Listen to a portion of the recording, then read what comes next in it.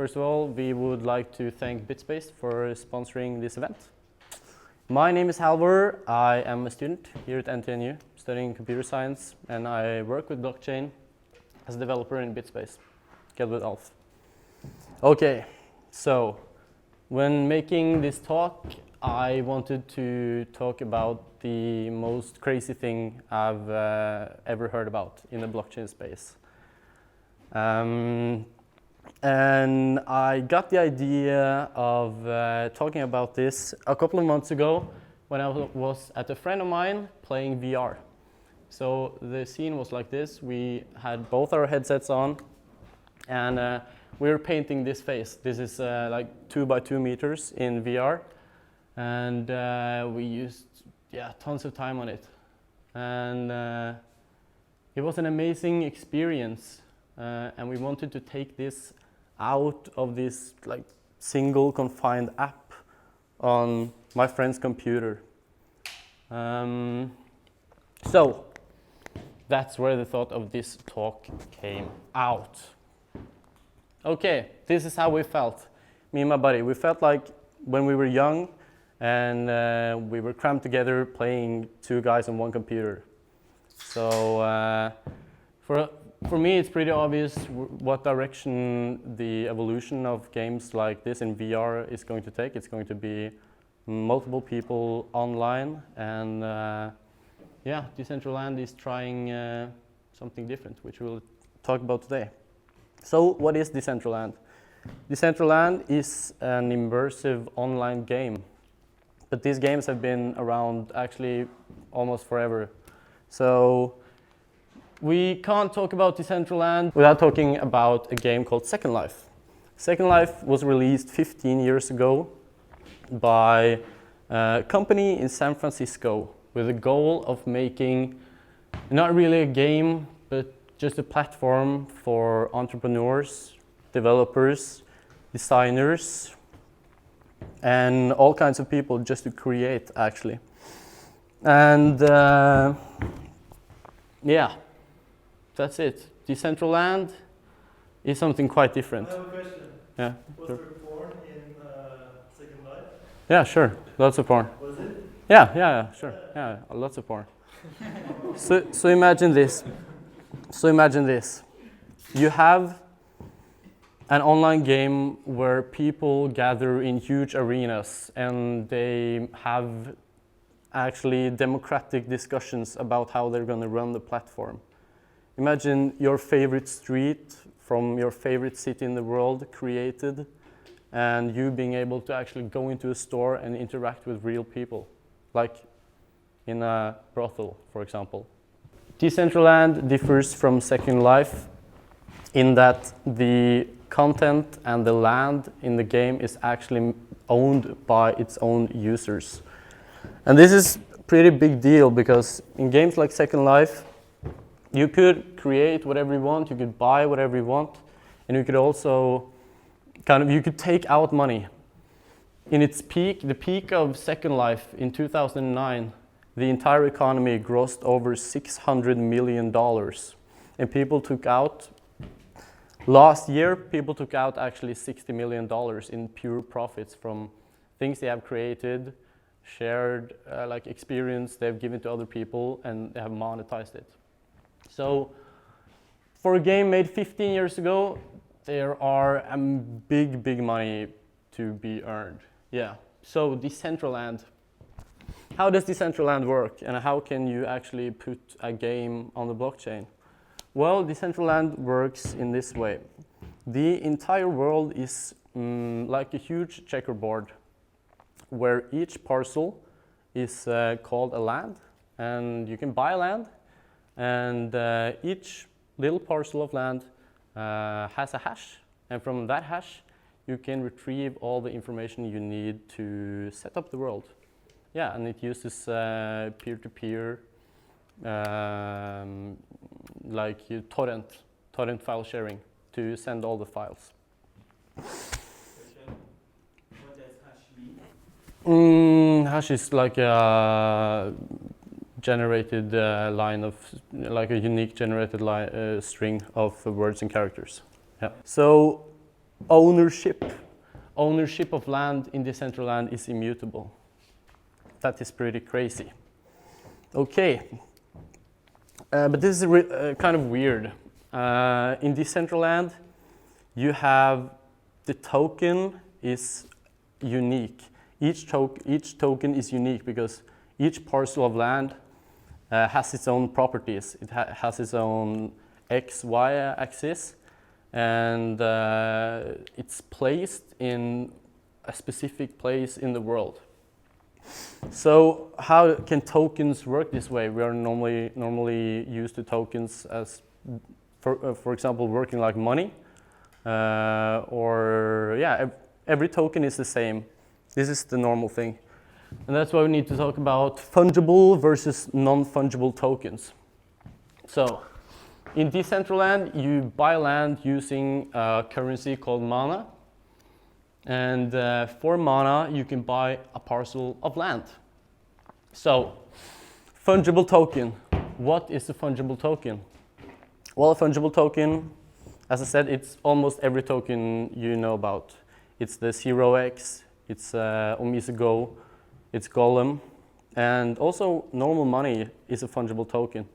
Fungible only means that you can trade it for another one and you won't see a difference. They have no unique characteristics, they are interchangeable, and they are also divisible, meaning that, for example, a $100 bill, you can cut it in two and it will actually be, or you can cut it in two and it will be $50. Don't try that, that's illegal. Okay, another example, a bag of rice, kilo of rice. That's also a fungible token because you can trade it and it does not have any unique characteristics. So, non-fungible tokens. How is this possible? Okay, oh yeah, fungible tokens, it's the ERC 2020 like protocol they use. So this first design is used for tokens that work like fuel or gas in an ecosystem. And they need to all be the same, like every drop of gas is the same. But for Decentraland, we need more information. Like I said, each parcel, you retrieve information from each parcel. And that's where non-fungible tokens comes in. So a non-fungible token has attributes connected to it. The smart contract can retrieve information from the token. And another example of this is, for example, a plane ticket. Imagine you go to the airport and you have your plane ticket. The plane ticket is a token of value. You have exchanged it for money and it has a value. But you would be pretty mad to change your flight ticket with someone else because it has so many small details. It has your travel destination, your name, your travel time.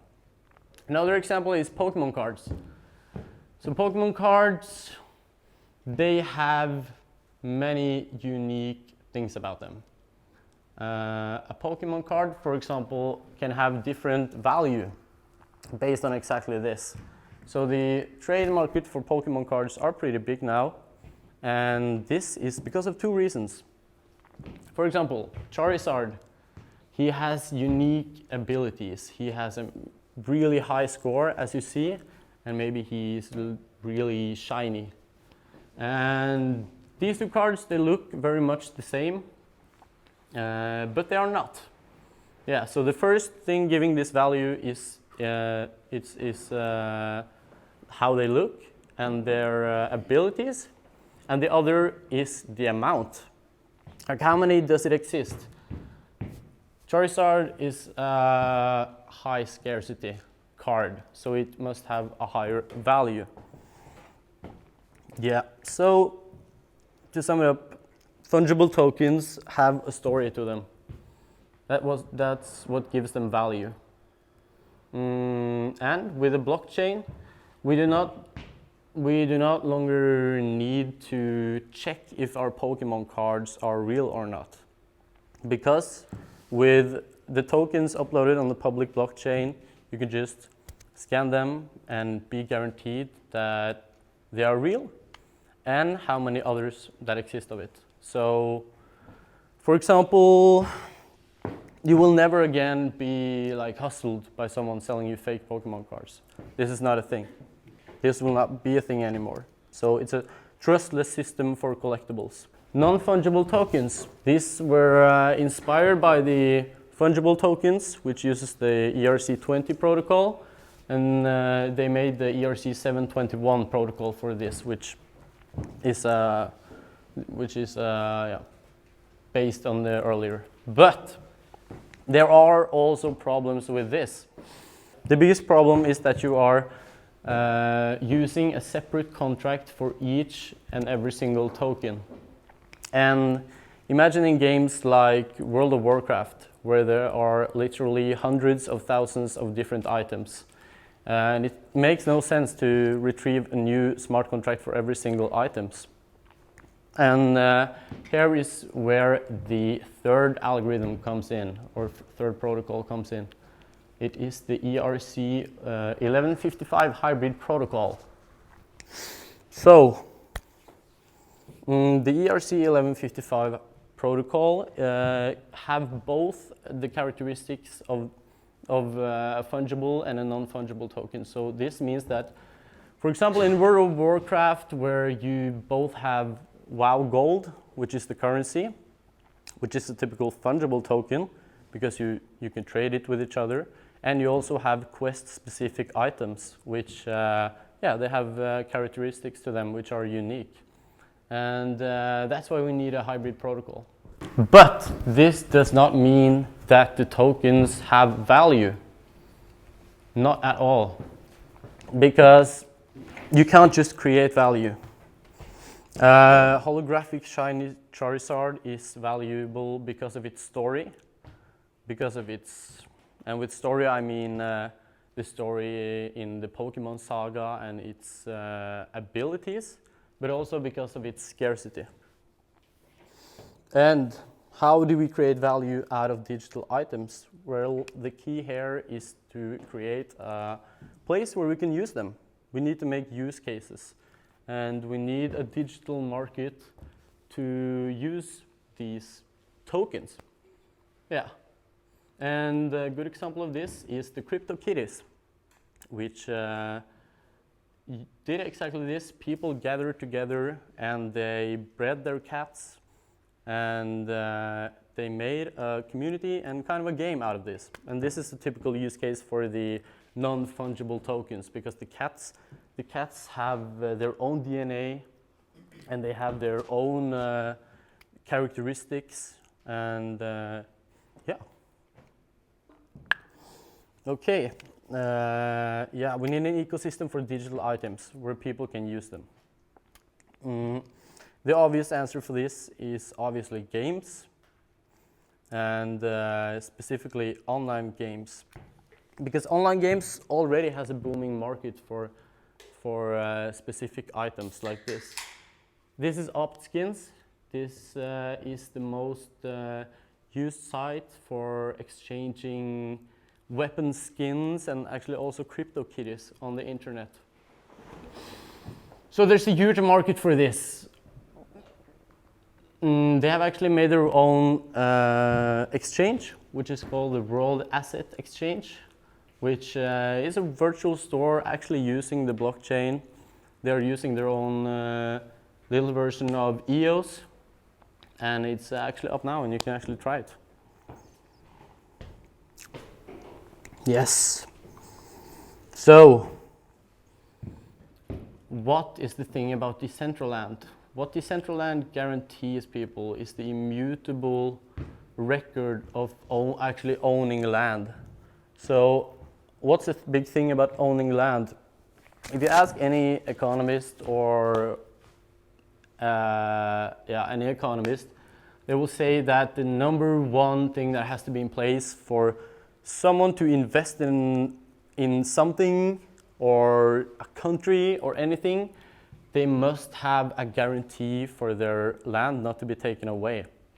For example, if a country is prone to economic instability due to the country's foreign affairs, then investors will back out of the country. And Decentraland is a place where this will never happen. In Second Life, you could create whatever you want, but there was nothing stopping the central organization from shutting all you made down or changing the rules so you cannot make money anymore. And that's not a real like ecosystem. So there's a big incentive for people to move into this platform, I think.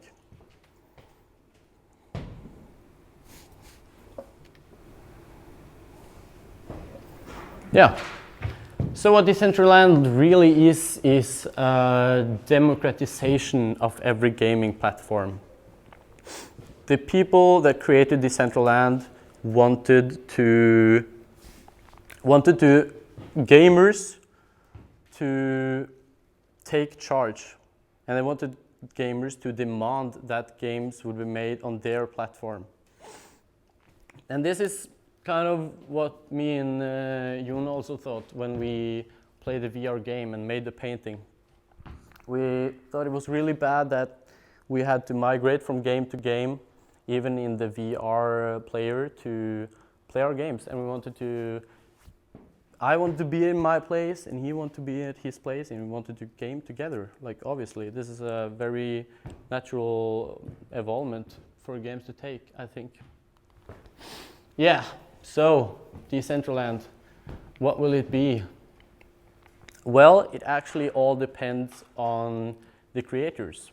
Decentraland is now in beta, and actually since the ownership of the land will completely be for the users, the only thing the creators need to do is to make a great platform, since this is supposed to be a free market economy where every single pixel is created by the users. This is what Decentraland looks like now. Yeah. The only people that can access it are developers and landowners as of now. And yeah. So the question is, we have seen that economies in virtual worlds can actually boast almost $1 billion. And this was almost a decade ago in Second Life. And what does this mean? I think that the important thing is, will people actually play this game? Will people enjoy to play it?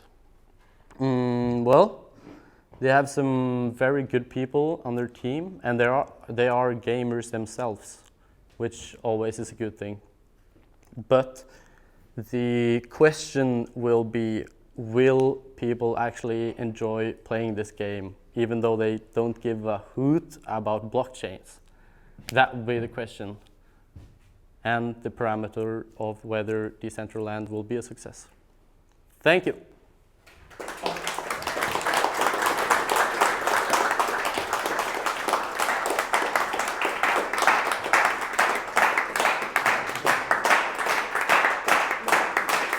Thank you, thank you. Questions? Jørgen? I just want to ask you, is this your first talk ever? Yes. You're very brave. Thank you. Thank you.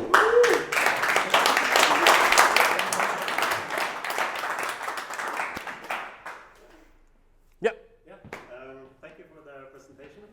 I wonder if you want to have integrate money in the game. Yeah. Why don't you use Bitcoin Cash?